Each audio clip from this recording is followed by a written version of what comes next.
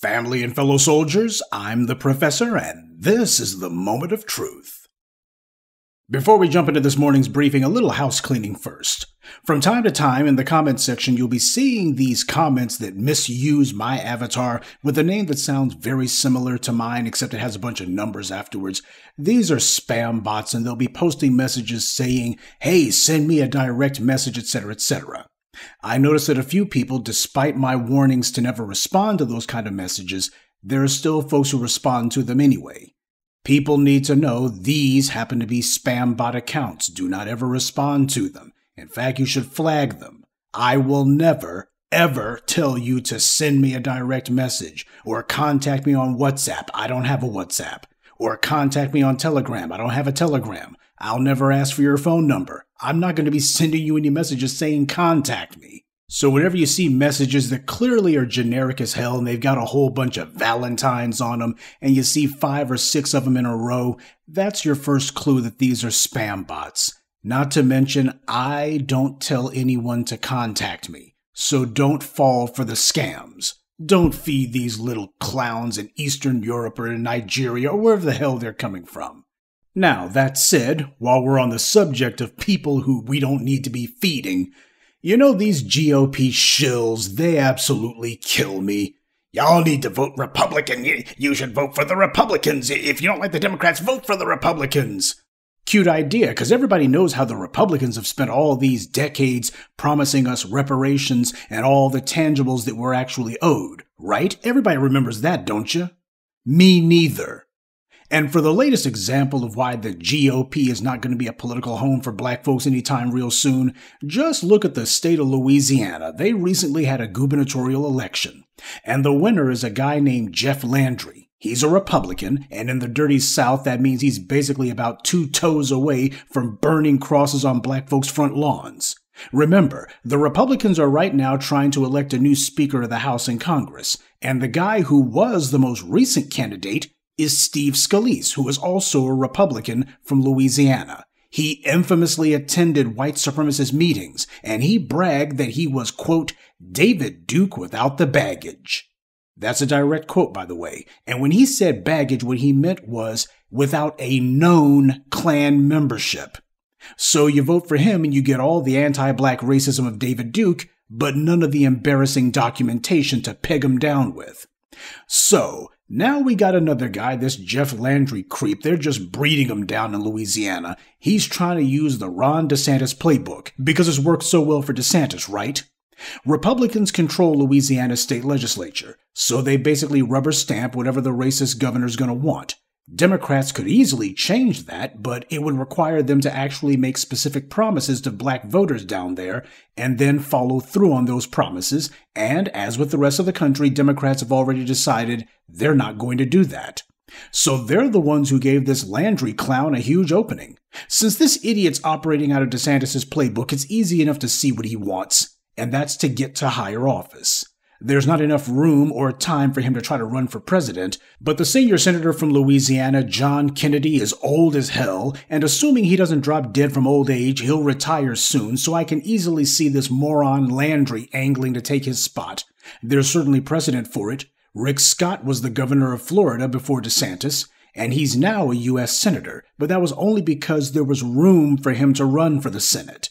After DeSantis has to drop out of the presidential race next year, DeSantis won't be going anywhere. There's nowhere for him to run to. He'll wind up like Rick Snyder, the former governor of Michigan who led the local genocide against black Michiganders in Flint when he poisoned their water supply. Now keep in mind, this is what Republicans have been doing the last few years. And this is who these shill bot accounts are telling us are supposed to be black people's political alternative. If black voters aren't happy with the Democrats, it's time to go support the Republicans. Yeah, because they've been supporting us so well all these years, haven't they? What's going on down in Louisiana, that's where Donna Brazile is from, and the Cajun Skeletor James Carville. Now, what needs to be remembered is this recent Louisiana governor's race had the lowest voter turnout in a decade. That is the lowest voter turnout since 2013. Of course, we talked about this before. Who was president 10 years ago in 2013? Barack Obama. And that means voter turnout was high then because black voter turnout was high. We are the ones who determine if voter turnout is going to be high or meh. The current outgoing governor of Louisiana is a Democrat, John Bel Edwards. He was elected in 2016 and barely won re-election.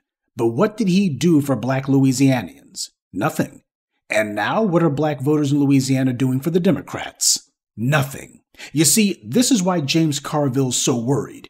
Go back on this channel and look at the video I did where he was saying Democrats better be worried because the black vote was way down in last year's midterms, and that this bodes ill for next year's elections.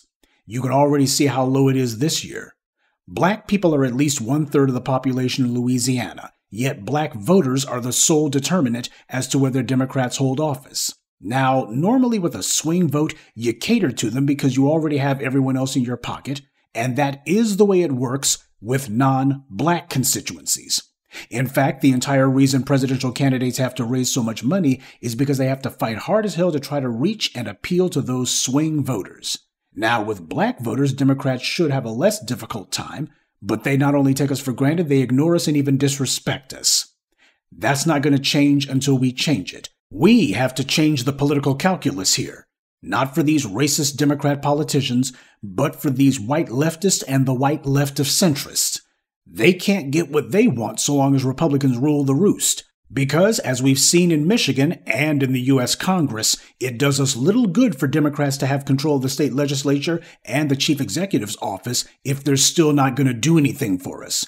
Look at New York State for another example, and California for the worst example of all.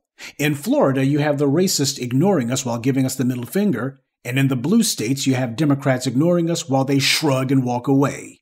That's a distinction without a difference. They both refuse to do what we say because anti-black racism is a bipartisan issue.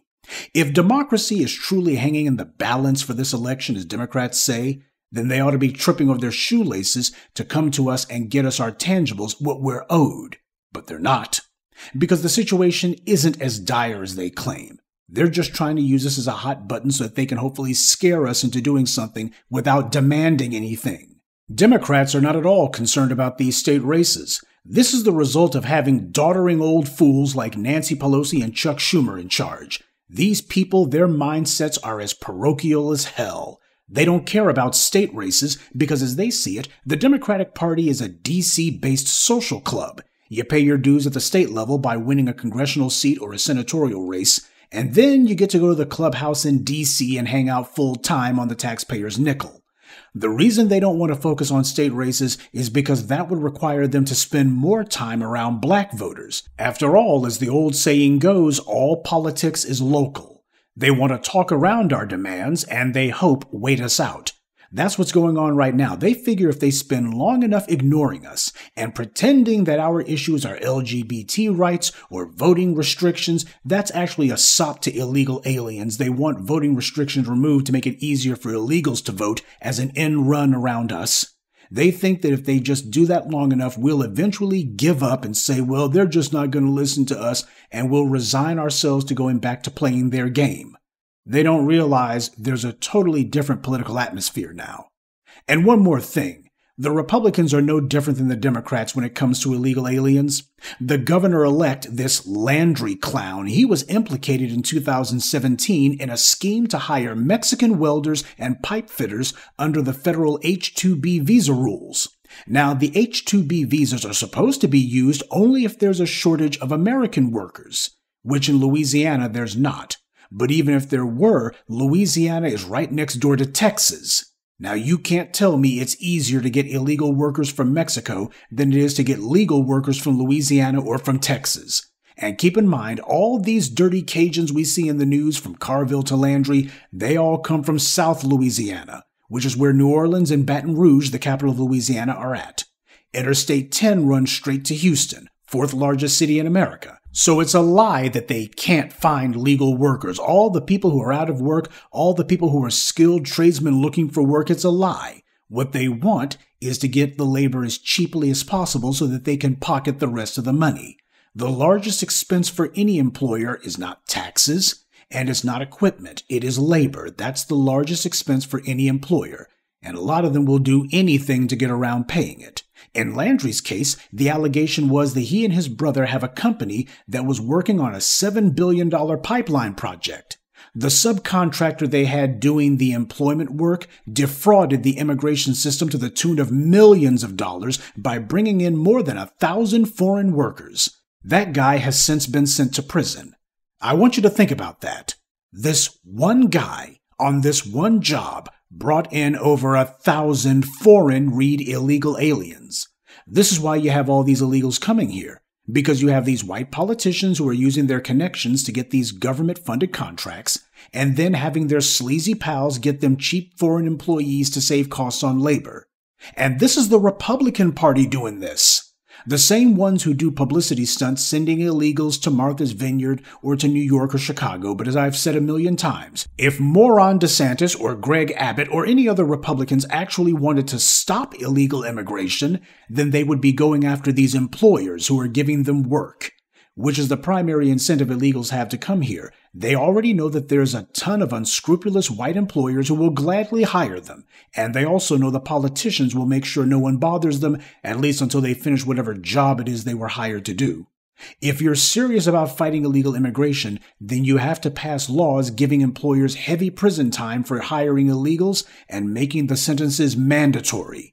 You also have to do the same with landlords who rent housing to illegals, and you have to tighten restrictions on the banks to make it where foreigners have to prove they're legally in the country before they can use money wire services like Western Union. And you definitely want to make sure that people have to have a green card before they can open a bank account. If all a foreigner has is just a visa, or worse, just an ID from their home country, which may or may not be fake, that should never be enough for them to get a bank account in the United States. Those are the three things that have caused illegal immigration to skyrocket. Unscrupulous employers, who these politicians allow to work with impunity, and the banks who make it where these guys have all the financial services that they want. It's essentially a shadow system of citizenship. Problem is that the banks and these unscrupulous employers literally wrote the laws that they're governed under. But the biggest problem is that the very Republican politicians who are pretending to be so outraged about illegal immigration are in fact the ones making sure these illegals are being invited to the U.S. and have jobs waiting for them when they get here. Because this incoming Louisiana governor's business partner made millions doing that. See, you can't get caught up in the political theater that these politicians do. They know it's all for show, but they're betting that maybe you won't notice. Hopefully, you'll be so distracted by the Democrats hollering and yelling about all of these unexpected guests on their doorstep that you won't notice that these Republicans are doing their fair share of bringing illegals here and making sure they don't get deported. These dirtbags are just screwing the system, getting over on the taxpayers and the working class and stuffing their own pockets. And now one of these criminals' colleagues is the governor of Louisiana. This is why they call it the Dirty South. As we begin pushing back, you'll have these GOP fools and their shills online calling themselves thinking they're going to capitalize on it for their own benefit. They'll run lying headlines saying stuff like, black voters are switching to the GOP. That's a lie. That's just white media propaganda. Just because black voters are not letting Democrats get away with doing nothing for us doesn't mean that we're automatically running into the arms of the Republicans, because they haven't done anything for us either. You know, propaganda like this reminds me of Mike Bloomberg. When he made his damn-to-fail presidential run in 2020, the white media ran headlines saying that he had black support, and stop and frisk hadn't hurt him with black voters at all. And what was their proof? They had some sellout black politicians like the former mayor of Houston, Sylvester what's-his-name, who were endorsing Bloomberg. And then Bloomberg made the mistake of actually going to black voters themselves, who literally turned their backs on him in Alabama. After that, Bloomberg dropped out of the race a few days later, and the white media had to admit stop and frisk had cost him black support, which cost him any hope of being president. See, the white media knows most of their headlines are lies. What they don't know is whether you're falling for it. The problem is white society is at least 10 to 20 years behind the black community. By the time they finally figure out that some trend or another has taken hold in our group, it's usually been several years. So when they come waltzing in thinking that they're getting in on the front end of things, they're actually way behind.